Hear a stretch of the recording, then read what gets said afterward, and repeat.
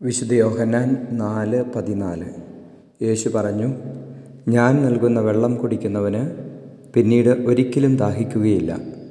ഞാൻ നൽകുന്ന ജലം അവനിൽ നിത്യജീവനിലേക്ക് നിർഗളിക്കുന്ന അരുവിയാകും. പരിശുദ്ധ പരമദിവ്യകാരുണ്യ എന്നേരവും ആരാധനയും സ്തുതിയും പുകഴ്ചയും ഉണ്ടായിരിക്കട്ടെ. ഈശോയെ നന്ദി പറയുന്നു. Hallelujah, hallelujah, hallelujah, hallelujah.